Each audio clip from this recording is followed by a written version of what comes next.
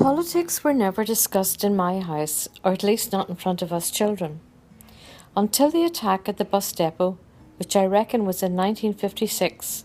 We were oblivious to what was going on in Northern Ireland politics. We were, I think, what is now referred to as Castle Catholics. We were happy with the status quo, but others around us were awakening to the fact that there was a need for change. The explosion referred to in my last blog was the start of a bombing campaign along the border. I remember being in bed and hearing the loud explosion. The lights dimmed and we were all very frightened. However, the campaign fizzled out, and for many years things remained calm until a young preacher called Paisley appeared on the scene. My dad was a staunch GAA supporter, and I accompanied him with my brothers to matches in Croke Park. I was there when in 1961 Down won the All-Ireland Championship and brought the Sam Maguire Cup across the border. I remember waiting in Newry for the bus returning with the team and the cup. Unfortunately, my interest in sport waned from then on, but my dad and my brothers were staunch Down supporters. I was actually very lucky being born in 1949. The war now over, the Labour government, with the vision of an Aaron Bevan, introduced the National Health Service. The welfare state was introduced in the UK in 1948, and my siblings and I were able to enjoy the benefits of free education. Those living in the United Kingdom were now able to avail of free health care from the cradle to the grave. With free education, the way was open for those who wanted to better themselves and to challenge those who had held the majority of power at Stormont for almost 40 years. I had to avail of that health service earlier than I would have wanted, when at the age of 7 I was rushed to hospital with a septic appendix. I knew even at age 7 I was seriously ill when a priest appeared at my bedside and administered the last rites. Never thought much of the Catholic Church after that. My opinion would be justified in years to come. What were they thinking? Frightening a 7-year-old. Unlike today, when most patients are discharged within 24 hours, I remained in hospital for 2 weeks, followed by bed rest for another 2 weeks at home. Visiting hours were extremely strict. I remember to this day feeling that I had been abandoned by my parents and refusing to speak to them when they did visit. Thankfully, visiting restrictions were lifted, or at least relaxed, which made my second stay in hospital at the age of 10 less traumatic. My dad was the local town surveyor, and many times I accompanied him while he worked. I often went with him to a water source at Kilfagan. I trekked by car up the side of the mountain and then across a river. Then a long walk to make sure that the good people of Warren Point were not having any water problems. Well, with their drinking water anyway. At the top, in a ramshackle cottage, lived a farmer called Dan White.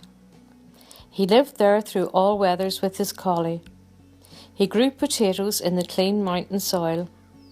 We left with bags of them, and they were delicious, boiled in their skins and eaten with a knob of butter.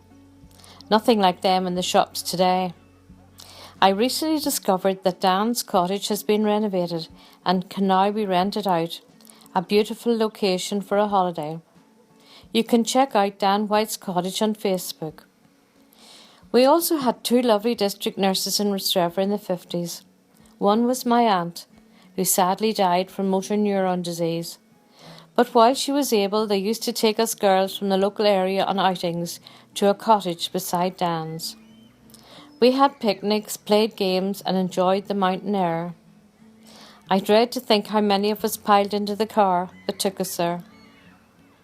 While on the mountain with my dad, he used to scare us by telling us about an American plane that crashed in a bog on the mountain. He told us that their ghosts roamed the area and we'd better watch out. It was very quiet up there and we were very gullible.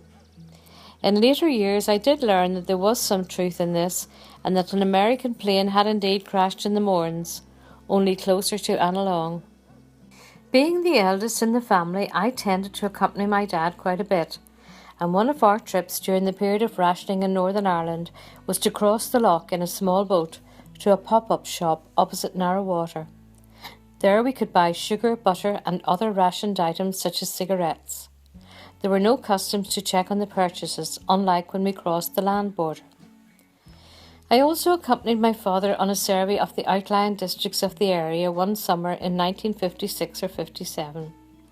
We visited tiny little cottages where peat fires were lit in the kitchen, and the lady of the house wore a long black dress with a shawl. Chickens wandered in and out of the kitchens, there was no electricity, and the toilet was an outhouse at the back. Coming from the village, I was amazed at the living conditions, not realising how hard it was for them as they tried to make a living from the land. The lanes and fields round those cottages smelt of wildflowers, and on a summer's day it was idyllic. We brought a volcano kettle with us, and Dad made us tea, and we ate Mikado biscuits. Some things don't change. You can still buy both the Mikado biscuits and the volcano kettle. I remember life in the 50s as colourless. Everything was painted brown or green. The floors were covered in oilcloth. Everything symbolised the austerity of the time. Rationing was still in force, and Britain was recovering from the war. Flower power, the Beatles, hippies, mods and rockers were yet to influence us. If you enjoyed this video, please remember to like it, post a comment and share with your friends. You can also subscribe for free to my YouTube channel to be informed of future episodes. Thank you.